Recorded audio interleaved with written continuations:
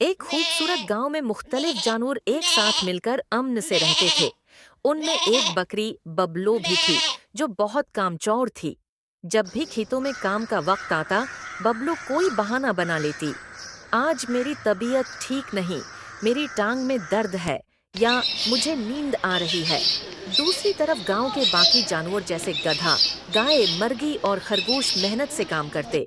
वो खेतों में हल चलाते, सब्जियां उगाते और गांव के लिए अनाज जमा करते। बबलू हर वक्त आराम करती, मजे से सब कुछ खाती और सारा दिन दरख्त के नीचे लेटी रहती।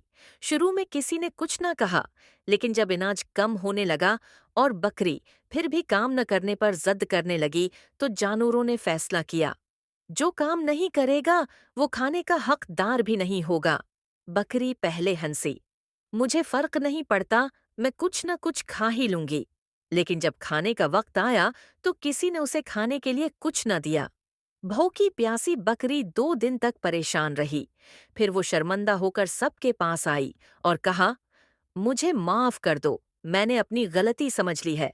अब से मैं भी मेहनत करूंगी। सब जानवर खुश हुए और बकरी को दोबारा अपने साथ काम में लगा लिया। अब बकरी हर काम में सबकी मदद करती और सब जानवर खुशी से एक साथ रहने लगे। करता है वही कामयाब होता है। काम चोरी आखिरकार नुकसान का बायस बनती है।